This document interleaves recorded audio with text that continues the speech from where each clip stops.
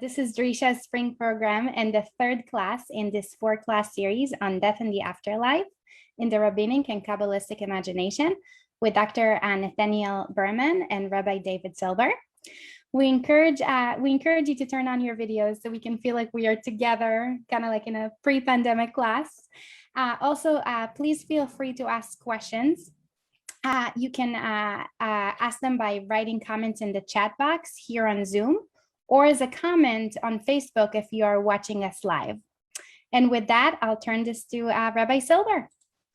Okay, welcome everyone. I'll kick off the proceedings tonight. Good to be together to discuss this very broad and a topic which has a lot to say about it. Our main focus will be on the Kabbalistic teachings, and Rabbi Berman is our leader there.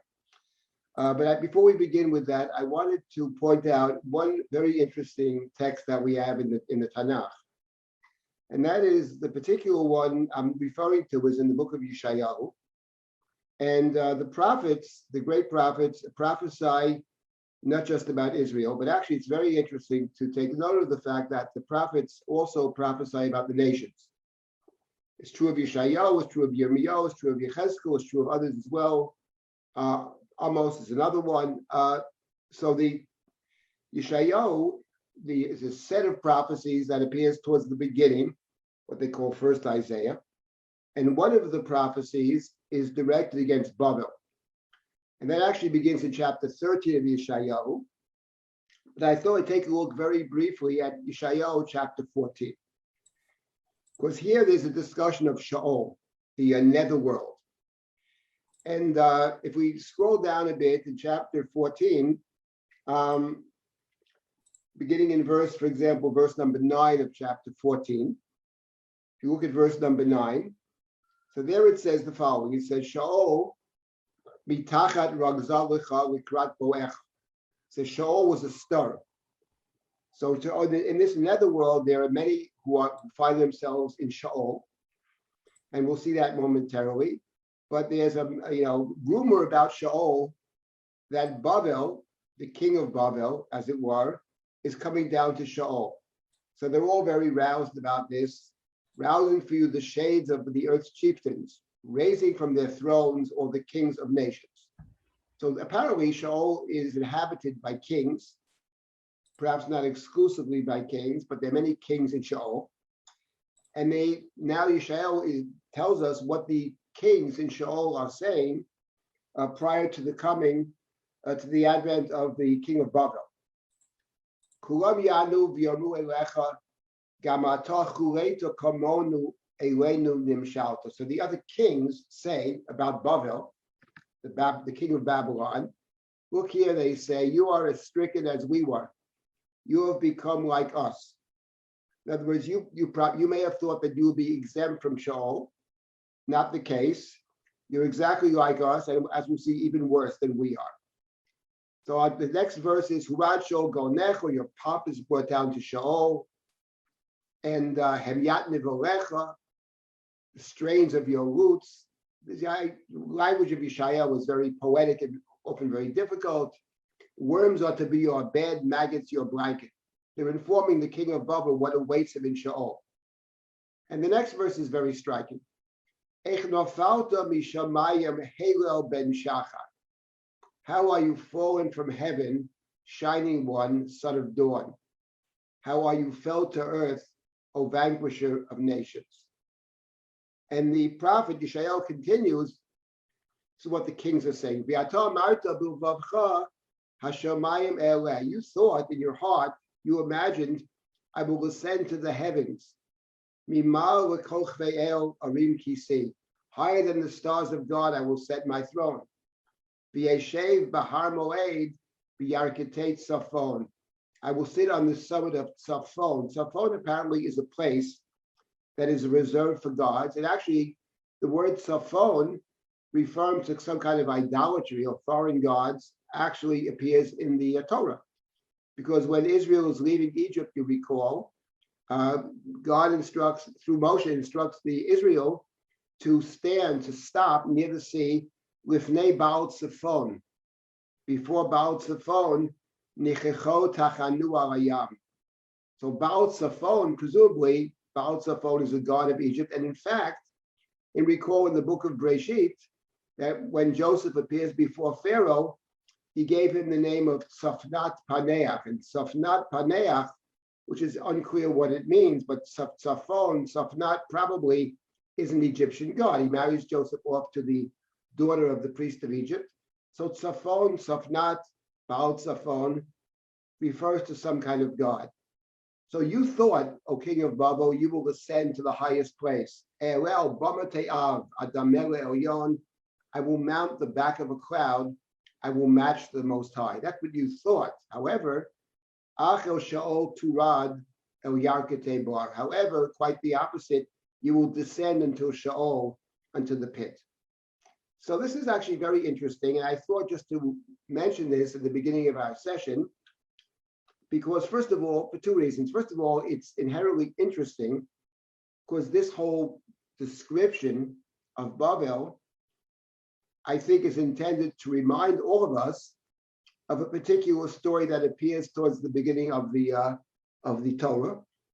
And of course, the story is the story of the Tower of Babel, Migdal Babel. And we remember that the people in Babel want to build a city, and they want to build a tower, Umigdal v'rosho b'shamayim. They want to build a tower, the top of which ascends to the heavens, v'naseh lanu shem, to make a name for ourselves. So in Yeshayahu, he has the kings of the earth playing with this idea that the aspirations of Babel were to be godlike, to ascend to the highest places, above the clouds, in the farthermost regions of heaven, in Safon, etc. And no, instead you will descend to Sheol. And actually, as Yeshayahu describes Sheol, it's interesting. Even in Sheol, there are different places in Sheol. Not only true in this world. Yeah, someone gets the corner office, somebody has a different office, So in Sheol also, there are different gradations. There's what the kings end up in Sheol is one thing. And then there's a description of where the king of Babel will end up. And this appears later in that chapter. For example, in verse number 18. In verse 18, it says, Kol malchei goyim kulam shachvu b'chavod ish b'veito. Says all these, is verse 18. All the kings of the nations were laid, every one, in honor, each in his tomb. So Sheol seems to be, in this description, it's not a place where you suffer, not described as a place where they're burning fires of hell or something like that. You rest there, you descend below. It's not clear what you do below, but each one is buried in his place and in honor, each in his tomb. But you, Viata,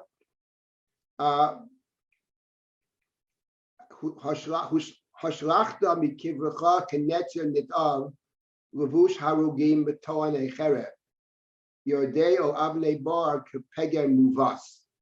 You were left unburied, like a loathsome carrion, like a trampled corpse, who sink to the very stones of the pit. It's not totally clear what this means. It could mean possibly that if you're not buried after you die, if you're not buried in the earth after you die, that there's a special place reserved for you in the netherworld for those that were not buried. This is a whole other discussion which emerges from the other main text we have in the Bible about Sheol, which is in Yechezkel, chapter 32. But the reason I wanted to mention this, apart from its inherent interest, is I think it takes us back to something that came up in the first session about Sheol, about what happens in the afterlife, etc. And that the idea of the afterlife in general, or death, as we talked about that one of the things which emerged from the conversation was that, in the Chumash, death is the fate of all mortals. And what God seems to be very concerned about in the beginning chapters of the Torah is that the human being should not think that the human is actually God. Essentially, what separates the divine from the human is that the human is mortal, the human is limited and finite, God is infinite. And God's concern in the beginning of the Torah, in the Eden story, is we are banished from Eden lest we think that we are godlike. If we eat of the tree of life, the Eitz HaChaim, we live forever, we already have knowledge. So Vayigarish et Adam, so the human being was banished, lest the human believe that the human is actually divine, has powers of the divine. So over here, I thought this is very striking in this particular chapter of Yeshayahu, because here the point is, what is singled out over here is specifically the one who represents this idea, this notion that the human could be divine, who blurs the distinction between the human and the divine. And that essentially is the story of the Tower of Babel, which appears not long after the expulsion from Eden. And after we're expelled from Eden, the point of the Bible, especially Genesis, is the search for an alternative to Eden, in which the human, qua human, can interface with God. And as long as the human, qua human, understands that the human is only human, then there's the opportunity in Genesis to establish relationships, covenant, etc.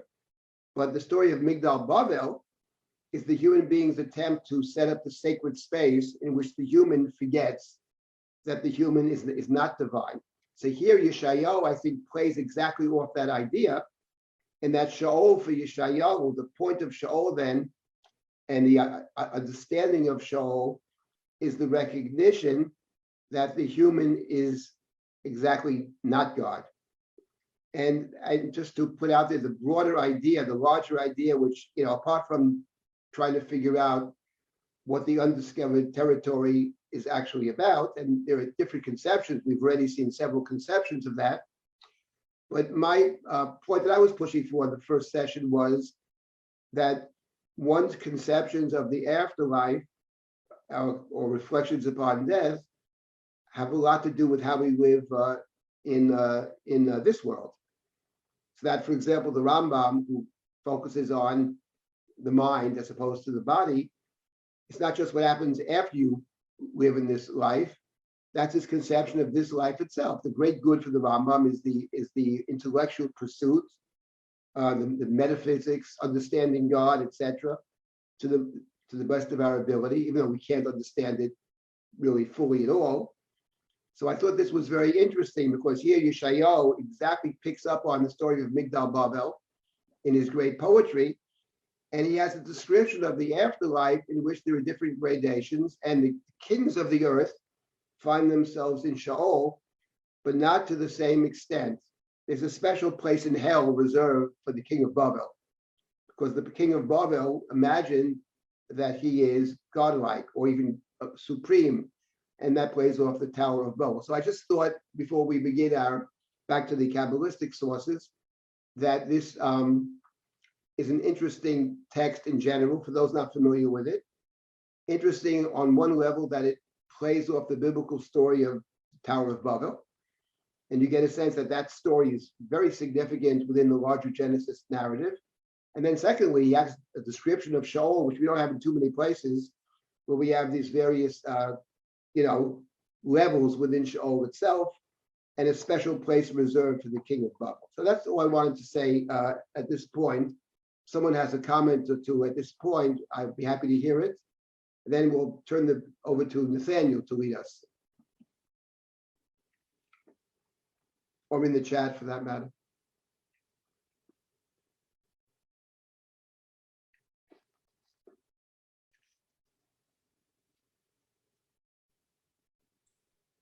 Feel free to unmute if you'd like to ask any questions. You can also type them in the chat box. This is a great time for comments and questions.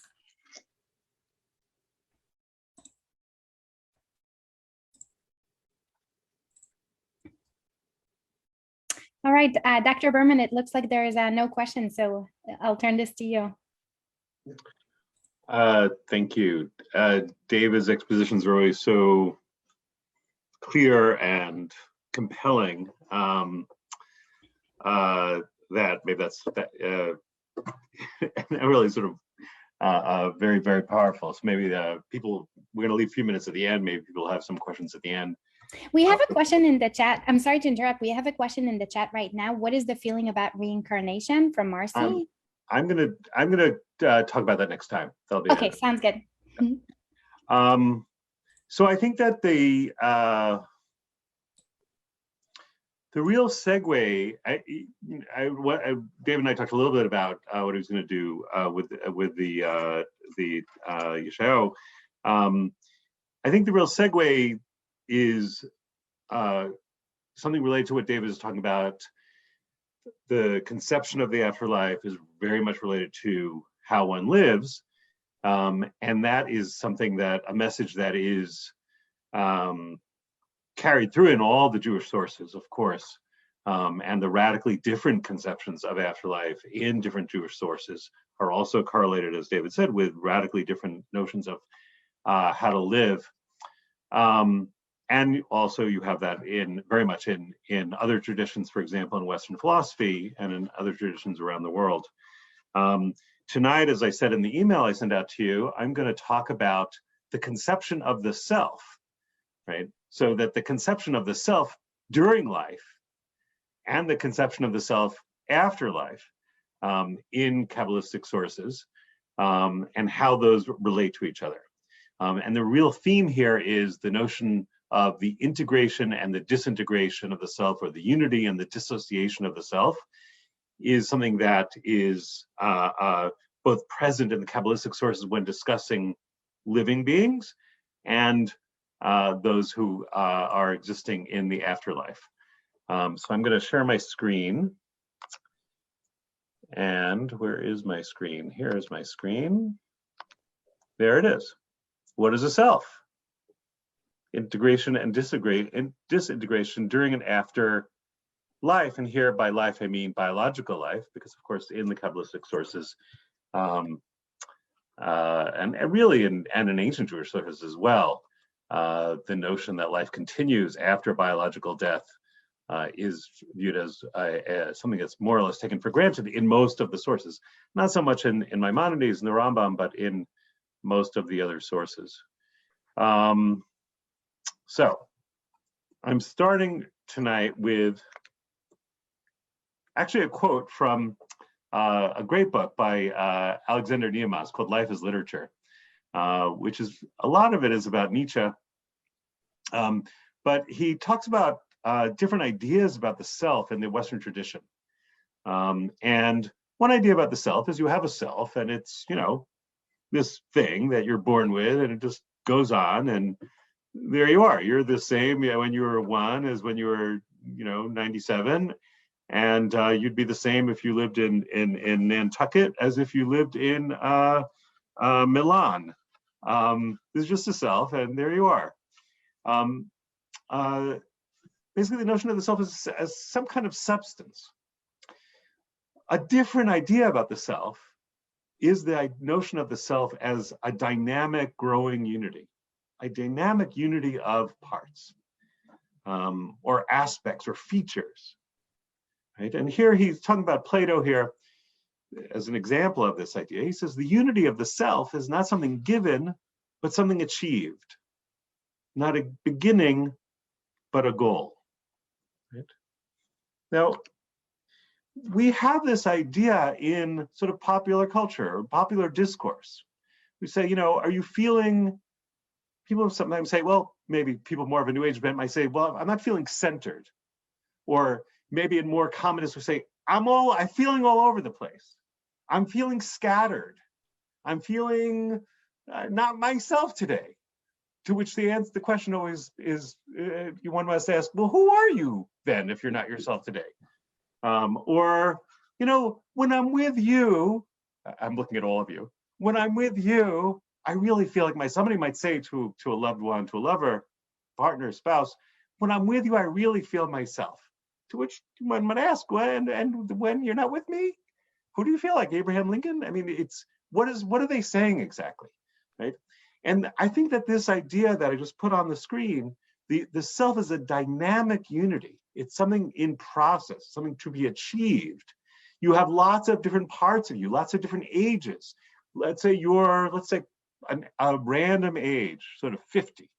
So in between 0 and 100, I guess, or 60, the middle of the biblical lifespan, right, of 120. Well, you have all kinds of selves. The self when you were 3, the self when you were 10, the self before puberty, the self after puberty, the self before your, chas v'shalom, your parent died, or the self before you got married, and the self after that. All different aspects. Your hedonistic self, your pious self, your davening self, your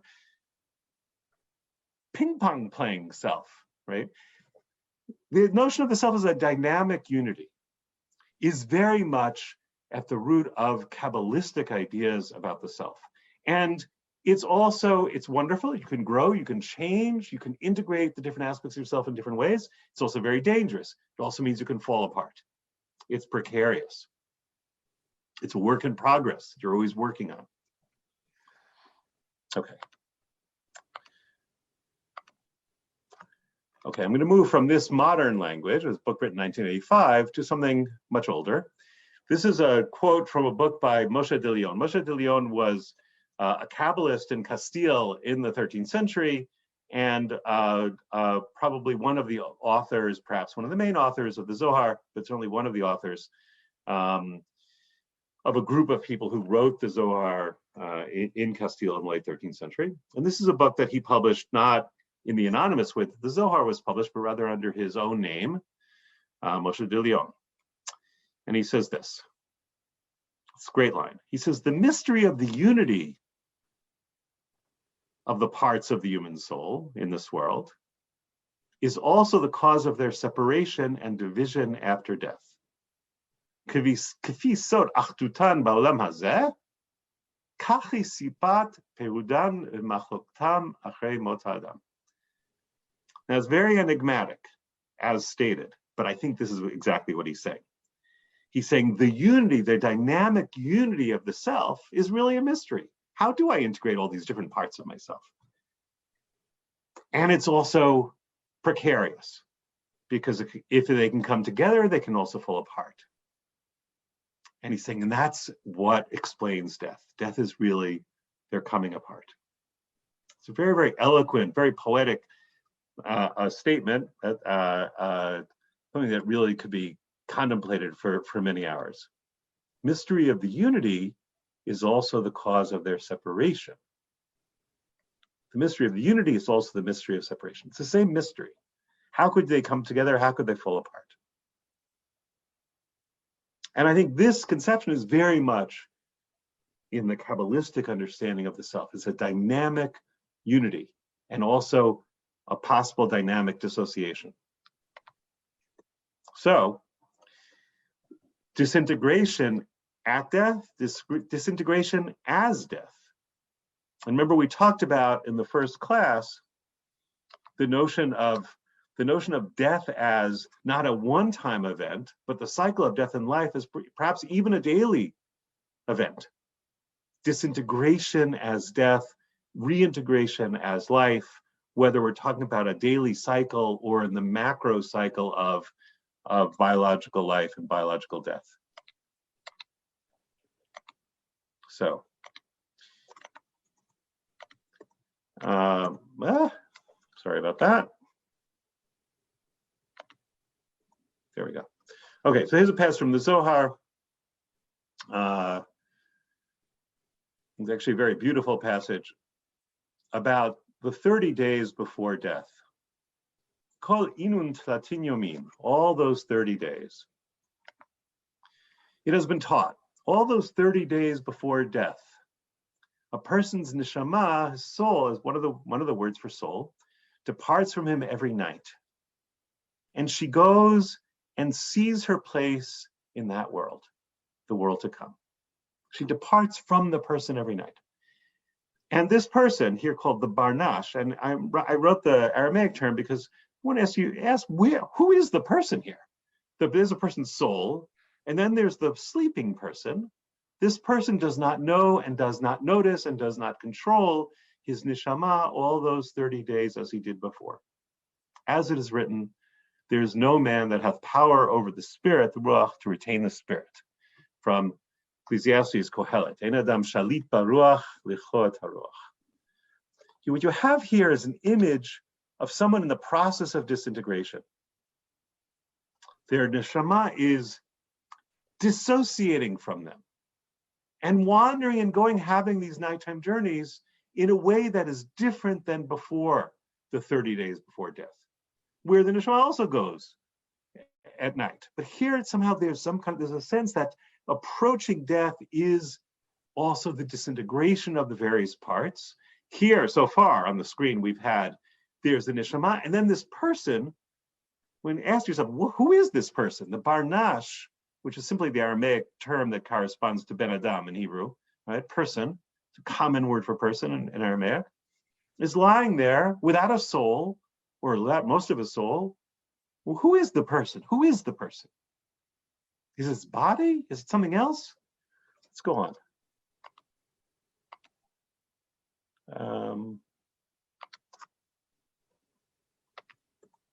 And this person, again, I ask you, what is a person?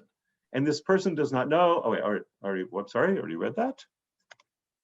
Rabbi Yehuda said, once those 30 days begin, the image of a person darkens and his likeness that appears on earth becomes blocked.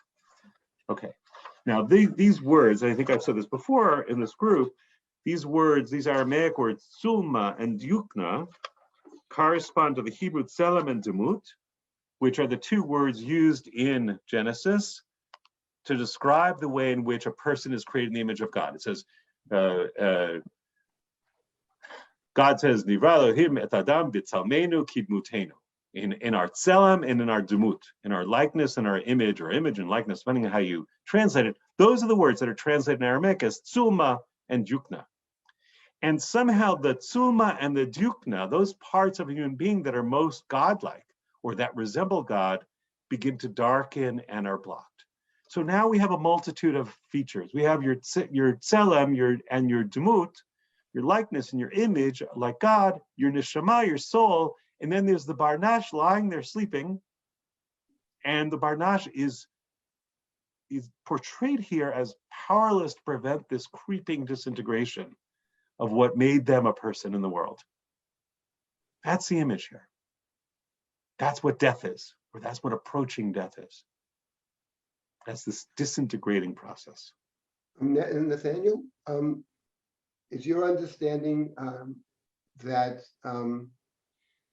what the Zohar is suggesting, or these texts perhaps suggest, is that integration of one's life, that is to say, to have a kind of integrated life, where unlike what many of us, maybe all of us, do in some senses, we sort of compartmentalize our lives, I'm reminded of that from The Godfather. Yeah. Tell Mike it's nothing personal. I like this. This is just business. You try to get him killed, And so I'm wondering whether the Zohar then isn't in effect suggesting that the way one should live in this world is to live with a kind of consistency, that not to be moral in one sphere and act otherwise in a different sphere, but that everything really has to be part of one piece.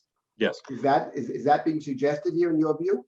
Completely. And in a somewhat different way that you suggest, it's also true of God, right? So a Kabbalist, so first of all, yes, that life is a process of unification.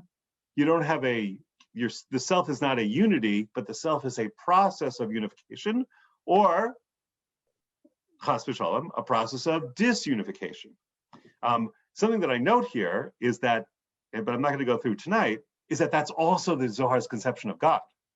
That God is also a being of multiple aspects, and God is also a process of unification. And I'm not sure if I said this in this group, but a Kabbalist, before a Kabbalist performs any mitzvah, any ritual performance, or really before anything, the Kabbalist will say a formula, a kavanah, an intention that begins l'shem yichud kudsha brichu shchinte, for the sake of the unification of the Kadosh Baruch Hu, the Blessed Holy One, and his Shekhinah, and his female consort, and that the divine is a process of unification, and is also subject to disunification, and our mitzvot to help this process of unification. So that is definitely a consequence of this, for sure. Okay.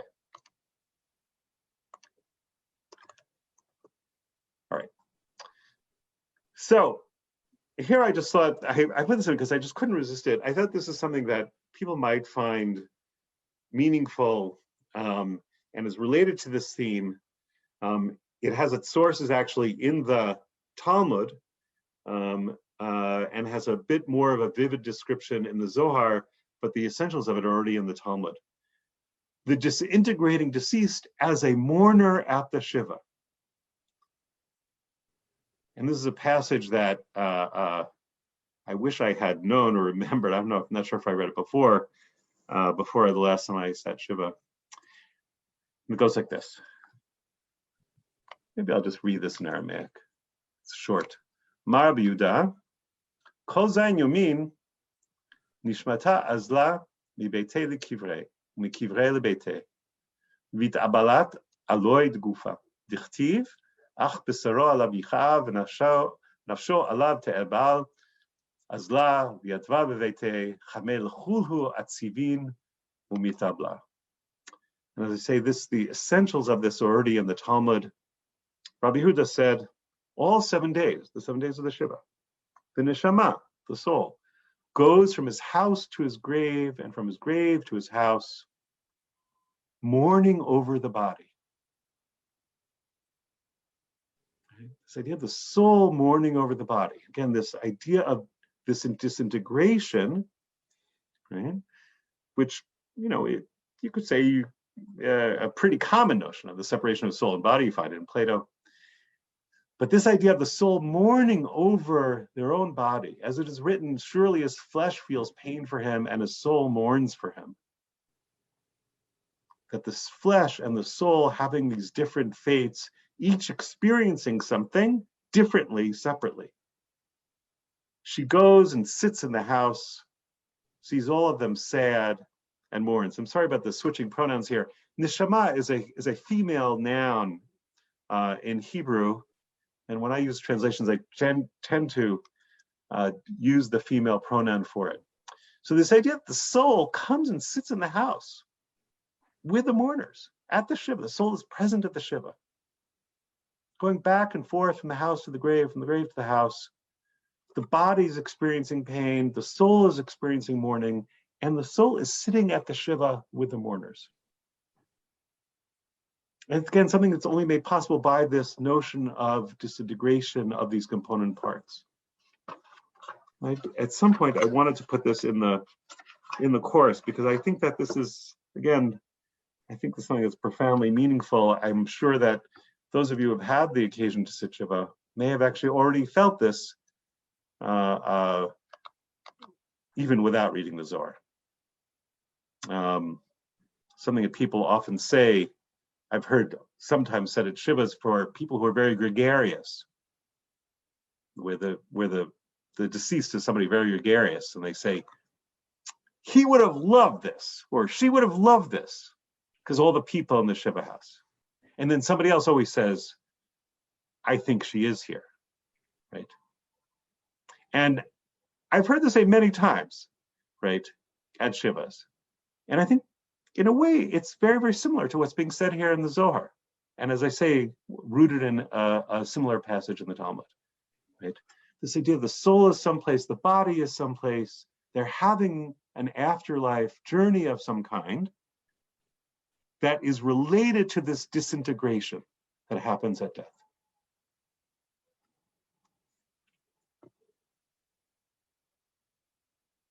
You know what? I'm going to pause for a second. Just for 1 second, see if I could take like maybe 1 or 2 questions before I go on. Anyone want to pose a question? Go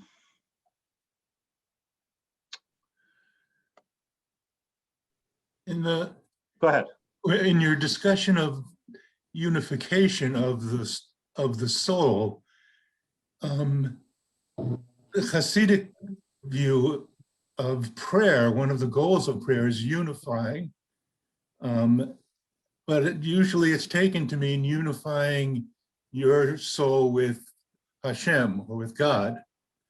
But is that different, or is it one and the same with the soul becoming unified?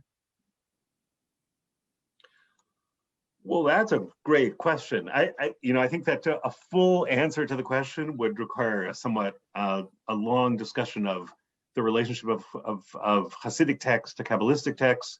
Clearly, most Hasidic texts are based on a deep and profound understanding of Kabbalah, but they're also quite different. And then also Hasidic texts differ among themselves. So I'm hesitant to, it's a great question. It's actually one of those questions I think just to think about that, the difference between something that I'm describing here, which is the self as a process of unification and God as a process of unification, sort of parallel unifications, versus the kind of thing that Don just raised of the notion of unification with God. So I don't want to go into that, but that's a wonderful question. I think it's something to contemplate here. So great question. Let me take one more and then we go on. Ava? Yeah, you talk about the 30 days of disintegration of the self. Yes. So that's assuming that the person is disintegrating in death. What if somebody dies, instantaneously of a car accident or a stroke or a heart attack? I mean, does the self know that something like this is going to happen 30 days before? Okay, it's a great question. I think that often in these discussions of death in Jewish sources, they take as the paradigm the person dying of natural causes in bed. Interestingly enough, given Jewish history and how much tragedy and violence there's been, it's interesting that is taken as the paradigm. But it's definitely true. Again and again and again, you find this. And it's an interesting fact to note. I suspect if you ask the author of that passage, they would probably say something like, yes, it happens anyway, because all deaths are somehow decreed or foretold. But there'll be something like that. I'm sure that something like that would be said. But I think that you're right to highlight that there's certainly a paradigm they have in mind, which is not violent death. And again, don't take that for granted, given how much violent death there's been in Jewish history. Okay, I'm going to. Nathaniel, there is a statement in Pirkei Avot to repent the day before you die, sure. And of course the Talmud asked the question, how do you know when you're going to die? Right. And sure. That's true. Therefore, you repent every day. You never know. So there is that sense of, the end is going to come at some point, and we should, be preparing for that in some sense. Right. Yeah. And sometimes I've thought about how similar that is to Heidegger's idea that you should live always with this consciousness of that you're a mortal being. In a way, that's a secular version of that. All right. Dissociation and unity of the self after death. So here we have this idea of life as a process of unification of the self, that death is this process of disintegration. So what about the afterlife or the after death? Well, it turns out the Zohar has a lot to say about that. And here's a block of Aramaic text just for you to contemplate. And it begins, Tlat Shmahan Nikre Nishmata Devarnash, Nephesh, Rucha, V'Nishmata. The soul of a person has three names, Nephesh, Ruach, and Nishama. And before I go on, I just want to say that if you want to have a way of thinking about remembering that this conception of the self is a dynamic unity, not a substance, here's a thing to remember. There is no overall name for all of this. So in the passage I just read, it says, the nishama of a person has three parts or three names, nishama, ruach, and nephesh. So they're using the word nishama twice, first as the overall name, and then as one of the components. There is no overall name, in fact. And sometimes they use the word nephesh, right? The idea is that it's as Moshe de Leon says, it's a mystery of unification, not a substance. And one of the ways of remembering that is that there is no overall name. Really fascinating feature of these discussions. Okay, let's look at it in a different language. The soul of a human is called by three names, Nephesh, Ruach, and Nishama. All are comprised within one another. And by the way, I should say that all the translations of the Zohar are based on Danny Matt's translation with a little bit of emendation by myself. All are comprised within one another, while their power after death resides in three places. And the word power here is not, I'm not sure if that's the best translation. Their strength, it's really their continued existence resides in three different places. So after death, right, the Nephesh, Ruach, and Neshama are actually in three different places. Look at that word places. And begins the discussion. Nephesh resides in the grave. Now, Nephesh is the part of the human being closest to the body. Sometimes it's translated as the anima, or the vital spirit. It's really the part that's closest to the body. And it's also applied for example, in the Tanakh to animals, in Breshit. Nephesh resides in the grave, so the after death, while the body decomposes in the dust. And she revolves in this world. She goes through this world to be present among the living, to perceive their suffering. When they are in need, she pleads for mercy. So Nephesh is the aspect of the deceased that's closest to us, the living, and is in the grave. Now, the other two are, as you might have remembered that I mentioned, that in the Kabbalistic cosmos, there are two gardens of Eden. There's a lower Garden of Eden called the earthly garden, and there's an upper Garden of Eden, sometimes called the heavenly garden. And that's where the other two parts of the human soul go. Ruach enters the earthly garden. And this is a passage I read you a snippet of earlier in the course, where she is formed into an image of the body of this world. Remember, this is idea of the embodied self, even after death, although in an ethereal body, in a certain garment that she dons there. She revels there in pleasures and delights of the radiance of the garden. And on Sabbaths, new moons, and festivals, she ascends above, in other words, to the upper Garden of Eden, delighting there, and returns to her place at the end of Shabbat, at the end of Rosh Chodesh, at the end of festivals. Okay, so that's the Nephesh and the Ruach. The Nephesh is in the grave, the Ruach is in the earthly garden and ascends on special occasions to the upper garden and comes back at the end of the holiday, right? This is not the afterlife as this static thing as in Maimonides, or really it's almost annihilation as in Maimonides, or this pale, this faded out thing of Sheol. This is the notion of the afterlife is a dynamic experience, and there are three different parts of the soul, and they have different components. And we're going to get to a second, you might be wondering, and when are they unified? We'll get to that in a minute, in this amazing moment. What about the Nishama? Well, the Nishama ascends immediately to her place, which is the upper Garden of Eden, to the place from where she issued. And here is a little glimpse at some very radical Kabbalistic propositions, which I'm not going to go through in detail tonight.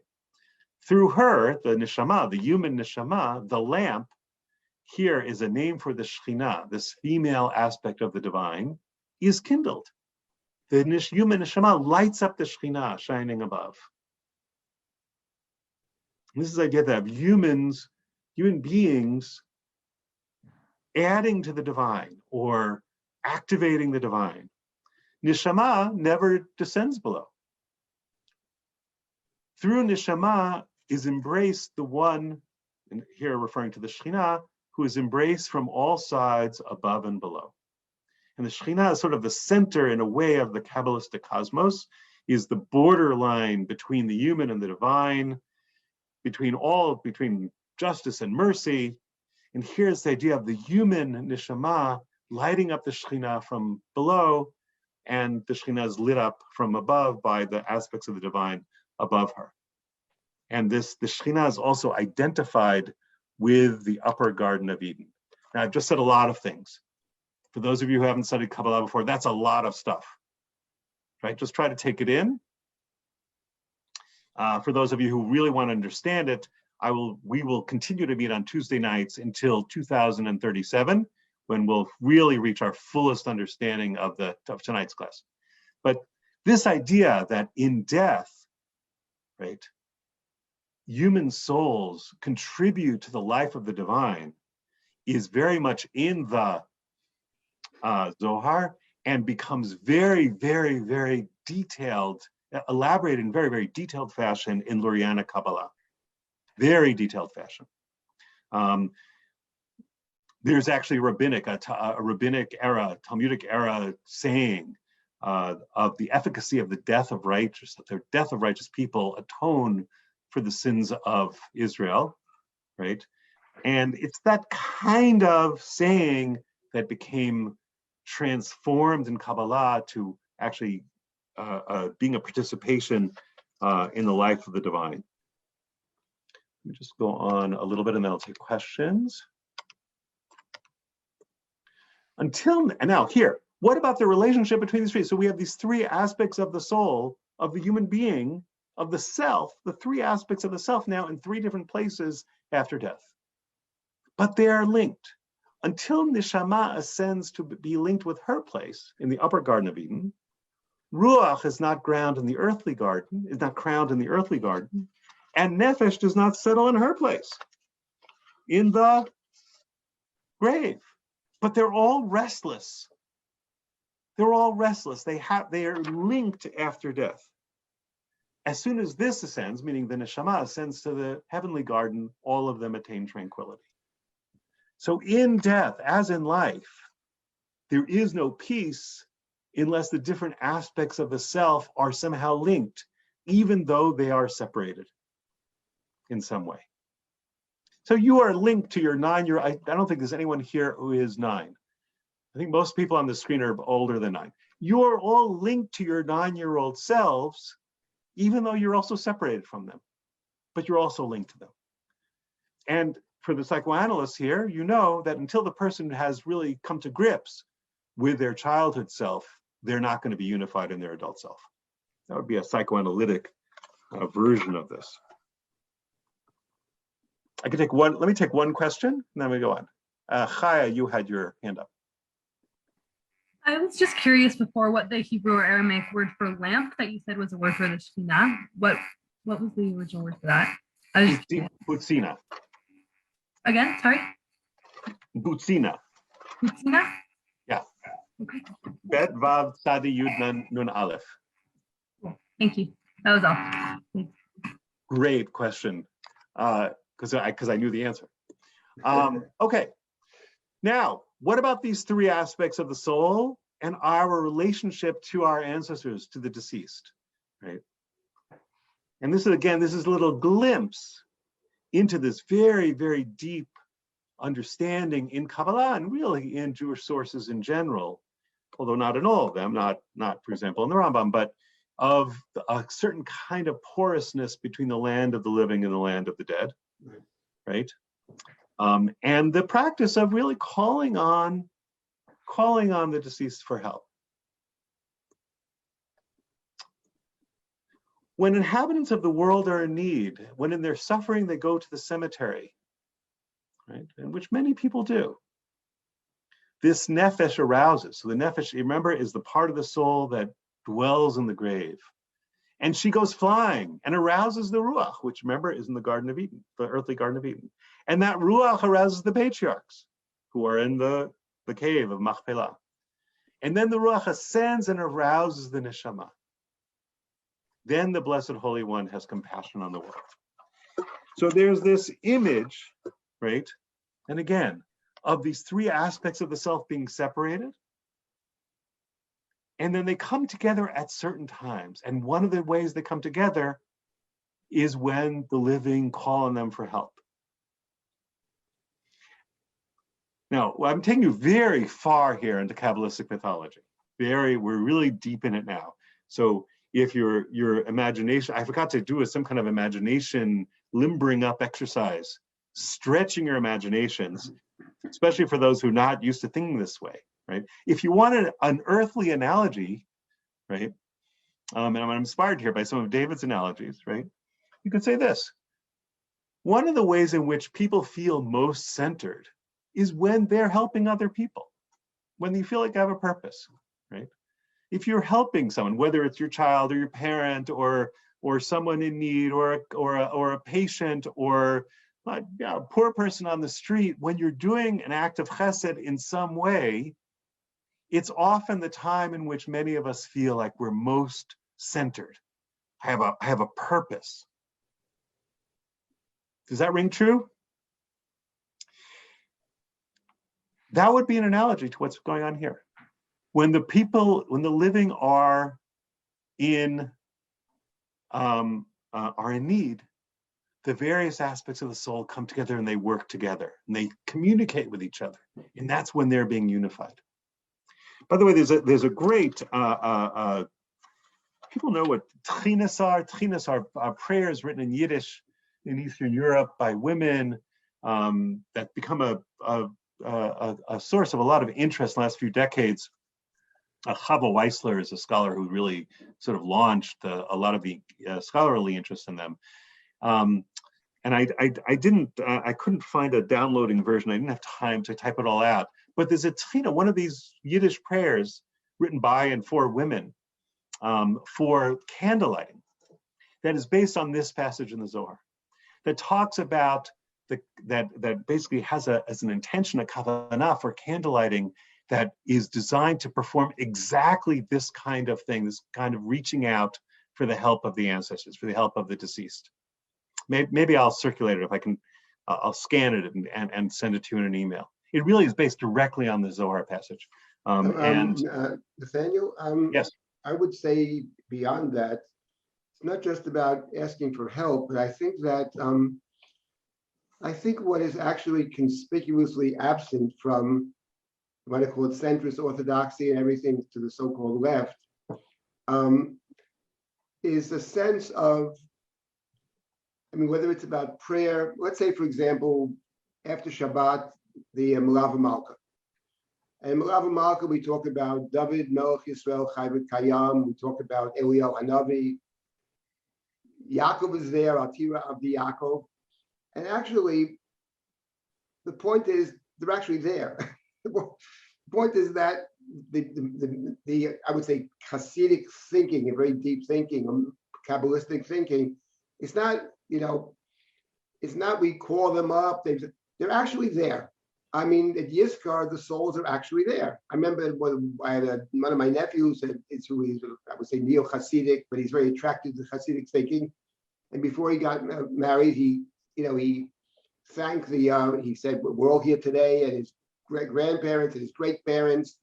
And he was in Yeshiva Nathaniel. If you remember that incident where two of the boys, there was a terrorist attack, and these two friends of his blocked the terrorists from entering. They were killed.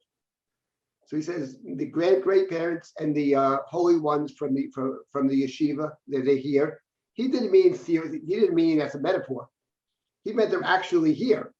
And I think what is missing, in other words, when we pray and we ask for the temple to be rebuilt, okay, it's not a metaphor. It's not. When we're praying, we actually want that temple to be rebuilt. On Yom Kippur, we're in the temple as the high priest performs the service. And that is conspicuously absent from the, I would say, maybe it's inaccurate, but I think it's accurate, is completely missing from the religious experience of the standard Orthodox Jew. I'm not talking about the Hasidim, but it may be them as well. But that entire way of thinking, of putting yourself in this place, where, as you said, the line between those who have departed and those that live, that line is a permeable line. It would move back and forth. And that kind of thinking, I think, is completely absent. And if you buy into that, or if you can experience it, it's very powerful. That Saturday night, Yaakov Avinu was there. Eliyahu Hanavi's there. David HaMelech is there. So I think that's beyond just asking for help. I think it's a way of living in this world. Yes, I agree. And interestingly enough, one of the places in the Jewish world where this kind of thinking has been coming back over the last couple of decades is in, sort of the opposite end from Orthodoxy. So Jewish renewal movement, the Kohenet movement, are places where these kinds of texts are very, very influential. This, and sort of also in an intercultural way of drawing some language from communication with ancestors and other traditions. But certainly we have it right here. I mean, this is a very, very striking feature of these Kabbalistic texts. And as I say, in the Tchinas, one thing I was going to say as well is that it's interesting, and I definitely have to circulate this text because it really is directly based in the Zohar, and you can compare the two. One of the interesting things when I saw this passage in this prayer, again, written by women for women in Eastern Europe, is it also raises the question. We think of Kabbalah as mostly being written, studied, and discussed by men until recent decades, and yet this Tchina written in the 18th century in Poland somewhere, right, was clearly written by someone who's steeped in the Zohar, because it really is directly based on it. I see somebody put in the chat another example of David is saying ushpizin, right? Ushpizin is the Aramaic word for guests, and it's a notion that in the sukkah we invite in the patriarchs Avraham, Yitzchak, Yaakov, and so on and so forth. Every night a different one. The custom of saying that, it directly comes from the Zohar. It's directly based on a passage in the Zohar, and it's a thoroughly Kabbalistic custom. Not everybody knows that, in part because it's in Aramaic. So people sometimes say it, they don't know what they're saying because they're Aramaic and maybe they're not used to Zoharic Aramaic. But that custom simply comes from the Zohar. That's what the source of that custom is. It's in the Zohar. So that, again, that presence is that David was talking about. Okay, now it's interesting that David mentioned Saturday night, because here we go to Saturday night. Okay. Now, remember now, I want you to have to remember something we just learned, okay? The Nephesh is in the grave. The Ruach is in the earthly Garden of Eden. The Nishama is in the heavenly Garden of Eden. Remember what else it said? It says that when that on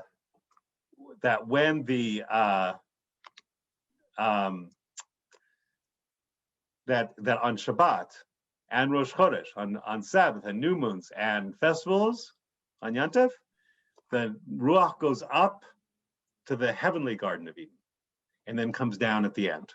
Remember that? Very important. Okay? So the self after death has this whole experience, is dispersed, but there's communication, and presumably that communication is some kind of spiritual link, right? In the same way that you might have a spiritual link with your 9-year-old self, assuming that despite the youthful appearance of everyone on the screen, some of you are older than 9, right? So what happens at the end of Shabbat? And here, this is an amazing passage that I have been trying to find out whether there's any rituals based on it. And I've asked all kinds of experts and no one has turned up anything, but I don't really understand why not. So here it goes. Motzei Shabbat, the end, for people who don't know, it's the end Saturday night, the end of Shabbat, and the reintegration of the dead.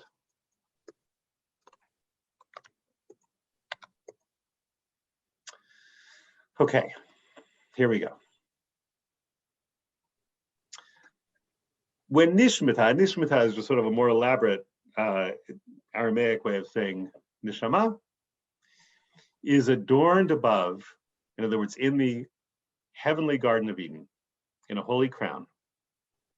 And Ruach stands in supernal radiance on Sabbaths, new moons, and festivals. In other words, on Sabbaths, new moons, and festivals, the Ruach has ascended to the heavenly Garden of Eden, is with the Neshama on Shabbat. Okay, right, got that? Fourth line, then, the end of Shabbat, when Ruach descends from supernal radiance to the dwelling of the Garden of Eden, in other words, the earthly Garden of Eden, shining and sparkling. So now we have the Ruach has, at the end of Shabbat, comes back to her place, which is in the earthly Garden of Eden. She's shining and sparkling from this experience of Shabbat. right? And what happens is she shines on the grave. And then the Nephesh rises within the grave and materializes in the image that she originally assumed in the body. Does everybody get what's happening here?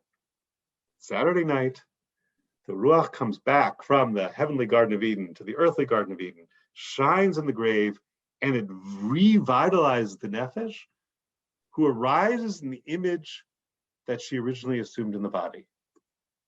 All those bones in that image emit praise and glorify the Blessed Holy One.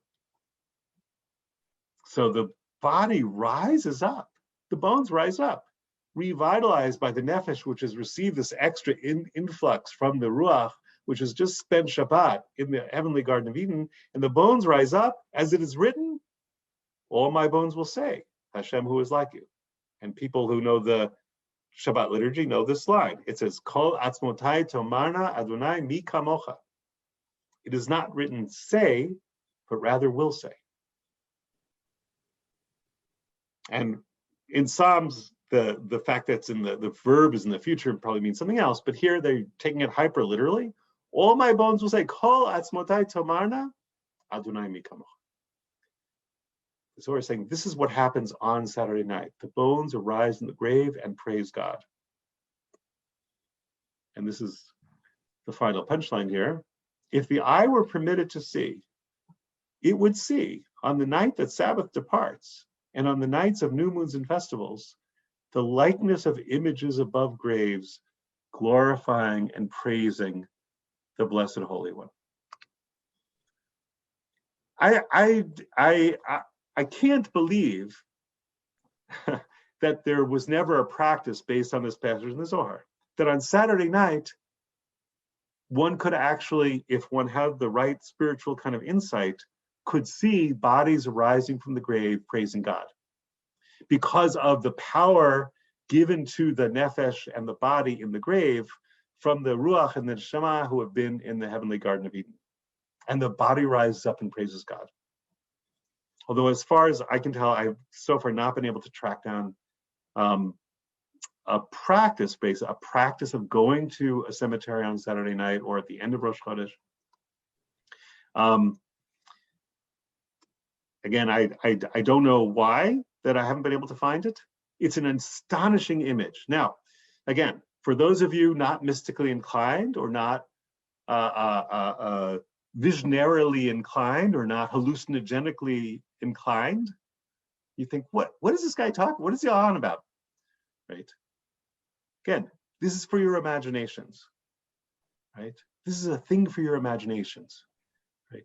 Whatever they're reporting here of this post-mortem journey of the soul, again, a soul after death, as during life, having these various component parts, and the unity, remember the quote I began with, of the self being something dynamic to be achieved rather than something given. And after death, as during life, that dynamic unity is achieved at certain kinds of privileged moments.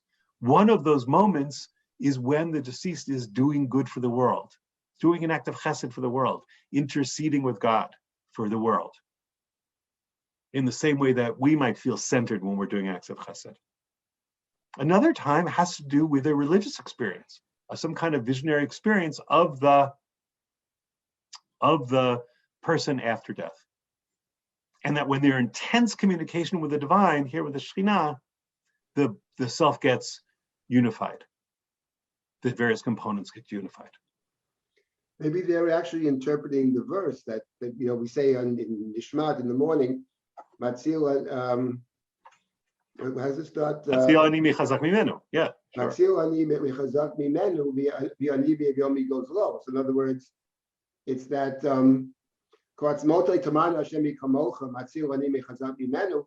and that's the idea that the ani, or the weak one, is the mortal human who has been redeemed by the upper soul, or by Shabbat itself, which by the very experience of Shabbat is able to strengthen us and to strengthen that part of us which is not a Shabbat person but a weak person, living in the world with all its difficulties and challenges and errors, etc., that somehow the Shabbat, at the end of Shabbat, we are praising the Shabbat, or God who gave us the Shabbat, and we pray for the ability of Shabbat to renew us and to bring us back to life. So perhaps inside that passage you read is a kind of interpretation of the verse, which sees the Shabbat itself perhaps as a way to resurrect us each week and enable us to be empowered during the week. The weak one, the Ani within us, the Evyon within us can be resuscitated through the gift of Shabbat. Maybe that's what's. Yeah, I totally agree. I mean, I think that David, for people who are not familiar, that David's referring to one of the most beautiful prayers in the entire Jewish liturgy, which is Nishmat Chochai, which is recited on Shabbat morning. And what's amazing about that prayer is it starts off Nishmat Chochai Tevarech et Shimcha, the soul of all living things will praise your name, and so much of it is about the body. It's all about the body, all about thanking God or having every part of the body praising God. So much of that thing is about the body. And then there is the ethical part that David referred to, and then concluding with this Kol Asmotai Tamana Adonai Mikamocha. And I think again that the Zohar is clearly sort of reading that and giving it this sort of mystical, mythological meaning. Maybe even interpreting it as you speak, I'm thinking maybe the Zohar is interpreting it the way Nishmat begins.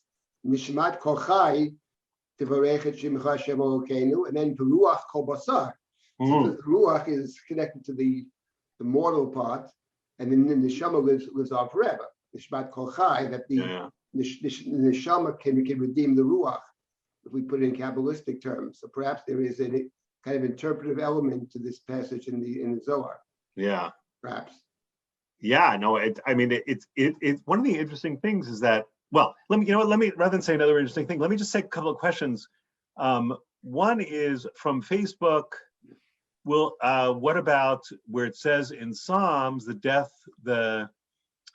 dead cannot praise you. Lo ametim hallelujah. And I talked about that in the first class, right? That very much in the Tanakh, mostly to the extent that an afterlife is acknowledged, it's Sheol that David talked about in the beginning of this session, which is really kind of like the Greek Hades, sort of a faded out existence. And there are these passages in Tehillim and Psalms saying that, don't let me die because when I'm dead, I can't praise you. And what's the point of me dying? Let me continue living. And that's very much, I think, comes out of a lot of the Psalms, a lot of Tehillim. Clearly, what you have here both in the rabbinic and in the Kabbalistic sources, something very, very different. Somebody else asked about the additional soul we lose as Shabbat ends, right? Which is a rabbinic idea. It's in the Talmud and Midrashim, and the Kabbalists are very much also working with that. Often you find the Kabbalistic ideas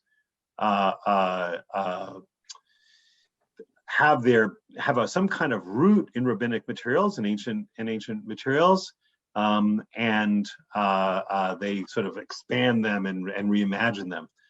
Somebody here on the screen had their hand up. Was it Zoe? Did you have your hand up? So I did, but you answered my questions. I was curious about the tide and Nishmat. Okay. Baruch Shekivanti. Esther Kagan. Yes, that's me. When my mother and father died, a few years apart, shortly after their death, on my cell phone, I had something happened on my cell phone, and I wasn't typing into it, but it typed, and it was just nothing typing. It was A, B, B, B, B. The point is, I felt it was them that was, typing me and kind of saying goodbye in a weird way.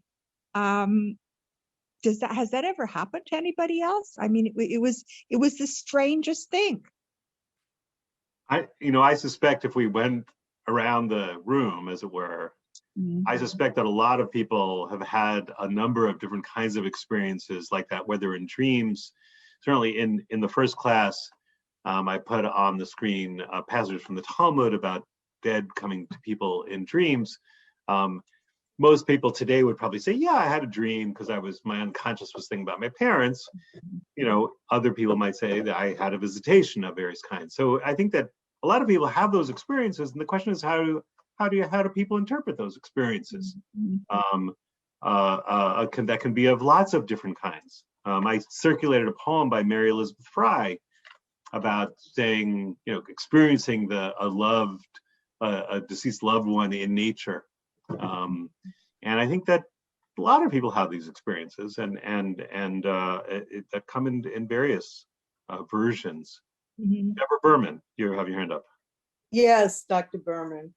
Well, first of all, picking up on the last comment, as Nathaniel knows, I'm not one of those people who's very mystically inclined, but the first Rosh Hashanah after my mother died, it was the first time in my life that I did not sit next to her in shul, and I really felt her physical presence. And I was surprised, but it was very comforting to me. But that's not why I raised my hand. Nathaniel, you mentioned that the Zohar draws on rabbinic sources and elaborates and amplifies. And I've had this question all along. What does the Zohar consider its source for a lot of these very mystical visions and interpretations? And what did their contemporary rabbinic counterparts think about their authority to, express these things, and what do modern day? So feel free in 50 words or less, Nathaniel. Great question. Coincidentally, Deborah Berman and I had the same mother. And father. Actually, yes, we think. I don't know how to answer that great question in the time allotted. Let me just say this: I'll just say one sentence, which is the Zohar is written. The Zohar is a literary masterpiece, and it's written in Aramaic about a group of sages wandering around the land of Israel in the 2nd century. And the tradition grew up that it was written then in the 2nd century and written by those people who it describes. No modern scholar thinks that today. I mean, academic scholar in the traditional world, many people still believe that. But I think that whether or not you believe it, most people think that the bulk of the Zohar is written in the 13th century in Spain, late 13th century in Spain. The fact that they wrote it the way they wrote it is in part to deal with the question that Deborah just raised. That's why they wrote it. That's partly why they wrote it that way. And they weren't alone. People in the Middle Ages, medieval times, in the non-Jewish world as well, often engage in this practice called pseudepigraphy. They would write a book and they would ascribe it to some great authority, Aristotle or Plato or whoever, right? In order to give it authority. It's sort of the opposite of plagiarism. Instead of trying to pass off somebody else's work as your own, you try to pass off your own work as somebody else's in order to give it authority. And that's what they did. The origins of Kabbalah are very, very complex. And I think in year 15 of this course, we're going to get to that. We'll do that. So mark it in your calendars. But it's something really to think about. As far as the Zohar goes, the main thing is to remember that's why it's written in Aramaic. That's why it's written as though it's these discussions of these people who lived in the 2nd century. And it gives it that air of mystery and also a way of authorizing its own very incredibly radical statements. Other questions or people on the screen? I have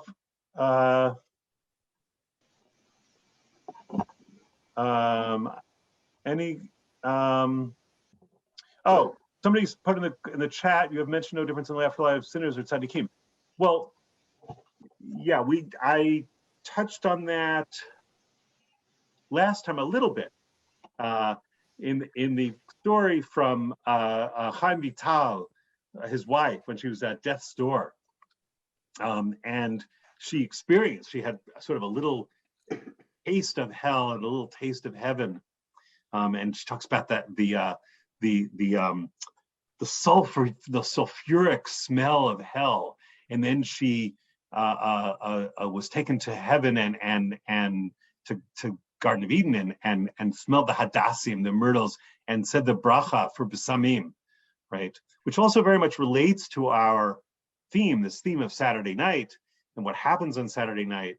And somebody else put in the, about the Nishama Teira, somebody put in the chat this rabbinic idea about the additional soul that we get on Shabbat, which actually predates the Kabbalistic material. And one thing that they are working with, this idea of adding the soul we talked about in the first class, this image of the dying person, interestingly enough, is getting this additional soul in being able to see things that they couldn't see in their lifetime.